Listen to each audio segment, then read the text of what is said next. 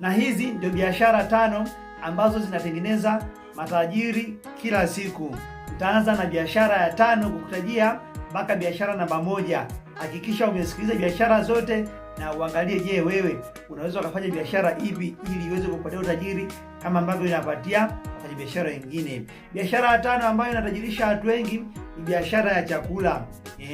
Biashara ya chakula. Kwa nini inatajirisha watu wengi? Ni kwa sababu chakula ni kitu ambacho binadamu tunakihitaji kila siku kwenye maisha yetu ili tuweze kuishi, ili tuwe na nguvu, ili tufanye kila kitu. Kwa hiyo mtu yote ambaye anaingia kwenye biashara ya chakula basi ana advantage ya kuwa tajiri mkubwa sana. Na ninapoongelea biashara ya chakula, siongelei kwamba labda wewe unauza pengine mchele, unauza unga. No, siongelei kitu hicho. Biashara ya chakula ina engo nyingi sana ambazo wewe unaweza kaamua udinazo. Kwanza, biashara ya chakula na matajiri wengi sana wapo kwenye engo ya uzalishaji. Maana wewe ukijikita kwenye kuzalisha chakula, umejikita mashambani, kama ni chakula, kama ni matunda, basi utajiri huo unakuwa nje. Kikubwa fanya kitaalamu, wafuate ambao wengine wamefanikisha kwenye hilo jambo, waweze walifanyaje. Lakini pia kwenye chakula si hivyo tu, unaweza kujifunza kwenye kufanya packaging ya kile chakula. Unakiboresha kile chakula kinakuwa katika hali nzuri. Ukijifunza kufanya packaging, basi hautaishia kuuza pengine mtaani kwako au wilayani kwako tu. Kile chakula unaweza kwenda kukiuza hata nchi za nje. Niamoni kuna baadhi ya mikoa watu wanalima parachichi, watu wanalima sijui kahawa, zinaenda kuuzwa Brazil, zinaenda kuuzwa nchi za nje huko. Na wanauza kwa pesa nzuri sana. Mfano Bukoba watu wanalima ndizi, zinaenda kuuzwa nje kwa pesa nzuri sana. Kwa sababu gani? Ndio wao walipozithaminisha zile bidhaa zako. Ukiuza kilokoloko, basi pesa utakayopata pia itakuwa lokoloko. Lakini ukiuza kitaalamu zaidi, kimasoko zaidi, basi una uwezekano mkubwa wa kushika pesa nyingi sana kupitia kilimo. Lakini pia kwenye kilimo sometimes unaweza ukadili pengine na kuna wale ambao wanajenga stock hifadhi vyakula, kuna wale ambao wanafanya udalali kupitia vyakula. Unajua kabisa hivi vyakula mahali fulani bei yake ni hii hapa. Mfano hapa nilipo mimi unakuta matikiti maji la kawaida tu kubwa linauza shilingi 5,000, 6,000, 7,000. Lakini kuna mikoa mingine ambayo wanazalisha tikiti maji unapata 1,500, 2,000. Maana mimi nikiwa dalali na uwezo wa kumuunganisha pengine mzalishaji wa huku na mtu mwingine mfanya biashara wa upande mwingine ambaye pengine mahali aliko vitu vinaweza kwa bei ghali. Maana ile chain inaweza katikati, hata kama sina mtaji mimi inaweza ikanipa advantage. Kwa hiyo kwa wale ambao wanafikiria utajiri, usiache kabisa kufanya biashara ya chakula. Biashara namba 4 ambayo inapatia utajiri watu wengi ni biashara ya usafiri na usafirishaji. Hapa tunaongelea mizigo, hapa tunaongelea abiria. Kwa hiyo kama una msuli kumiliki chombo cha usafiri kiwe cha mizigo au cha abiria, basi hiyo ndoto hakikisha unakuja kuitimiliza, usiache kabisa, kwa sababu kila kitu unachokiona kinahitaji kusafiri. Yaani kila kitu unachokiona kinahitaji kusafiri. Ndio maana unakuta kinatoka hapa kinaenda hapa, kinatoka hapa kinaenda kule. Sisi binadamu wenyewe tunahitaji kusafiri. Wewe utatoka hapa labda unaumwa, unaambia bwana na mbio Muhimbili. Utatembea mguu mpaka ufike Muhimbili.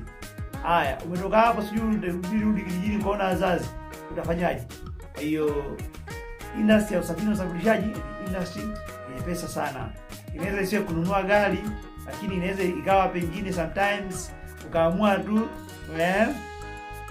ukaamua pengine ufungue hata biashara ya mafuta, uwe na shedi. Hizo ni biashara tunasema za kitajiri, zinatengeneza matajiri kila itwapo leo. Lakini pia si hivyo tu, as long as ni industry ya usafiri, wewe unaweza kaangalia ni kwa namna gani pengine ukafungua hata cargo ya kusafirisha mizigo. Hiyo yote ni usafiri. Lakini pia unaweza kaangalia engo mbalimbali ambazo zinadili usafiri na usafirishaji. Kumbuka vinavyosafiri ni magari. Magari haya yanapata breakdown, wanahitaji pengine wabadilishe spare parts. Hizo ndio biashara ambazo wanafanya madoni. Biashara namba 3 ambayo inapatia watu utajiri, biashara real estate. Ikisema real estate ni vitu vingi. Ila ni biashara ambayo inahusisha ardhi. Unaweza kadiri na frame za biashara, unaweza kadiri na nyumba za kupangisha, unaweza kadiri na mahoteli, na lodge, guest houses, hizo zote ni real estate. Unaweza kadiri na viwanja, kuuza viwanja, hizo zote ni real estate. Kikubwa angalia mazingira uliopo, afu angalia kwa namna gani unaweza kufanya biashara, kisha mafanikio yanafuata nyuma. Biashara namba 2 ambayo inapatia watu wengi utajiri, biashara ya afya. Ingawa biashara ya afya hapa ni kutoa zile huduma na kuuza dawa. Hasa watu wanaotoa tiba lishe, tiba za asili wana advantage kubwa. Guys, watu wanapenda kuishi. Ndio maana unakuta mtu yupo tayari ikitokea anaambiwa anaumwa, inabidi gharama fulani za matibabu zipatikane. Anatumia kila mbinu, anaweza kauza hata nyumba yake ambayo anaishi ili ipatikane ile hela akatibiwe. Kwa hiyo afya ni kitu cha muhimu sana. Kwa hiyo wewe ambaye upo kwenye chain ya afya, hiyo chain ina advantage kubwa sana.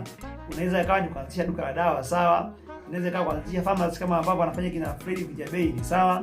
Lakini inaweza ikawa ni kutoa elimu kuhusu mambo ya afya, sawa. Yaani industry afya itaendelea kudumu milele na milele. Ni industry ambayo inatengeneza matajiri wengi sana.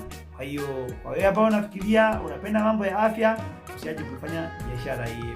Lakini biashara namba moja ambayo inatengeneza matajiri wengi sana, guys, biashara ambayo inahusisha starehe. Watu wengi wanapenda starehe usiku na mchana. Kwa hiyo kama wewe unaweza ukafanya watu wapate furaha, watu wapate starehe, basi usiache kufanya biashara hiyo. Na kwenye starehe kuna engo nyingi.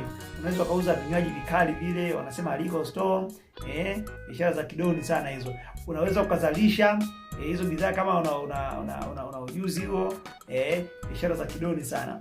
Lakini pia unaweza ukaanzisha pub, yaani guys, kila siku wewe lazima ukapata hela upo. Angalia hata maduka ambayo yapo mazingira, labda mazingira ya wapi, labda tuseme mazingira ya stendi ambayo wanauza hivyo vinywaji, au ambao wanauza let's say sigara. Yaani maduka fulani ambayo mauzo ni kila siku. Au na pengine na wewe ambaye pengine unauza mablanketi, kwa wiki unaweza kuuza blanketi moja. Haya, kwa wiki let's say hauzi blanketi, labda unauza gari. Kwa mwezi unaweza kuuza gari moja, magari mawili.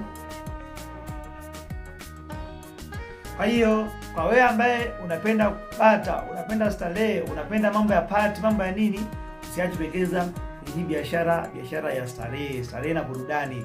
Unaweza kuwekeza kwenye kumbi za starehe, unaweza kuwekeza kwenye muziki mzuri, watu wakapata burudani. Hii ni biashara, hizo ni biashara za kidoni ambazo zina uwezo wa kupatia watu mamilioni ya pesa. Niambie hapo chini, unatamani uanze kujifunza biashara gani? Ni biashara gani unatamani siku moja uje ujaribishe kuifanya? Mimi sina la ziada. Tukutane wakati mwingine na kwenye video nyingine tena. Asante.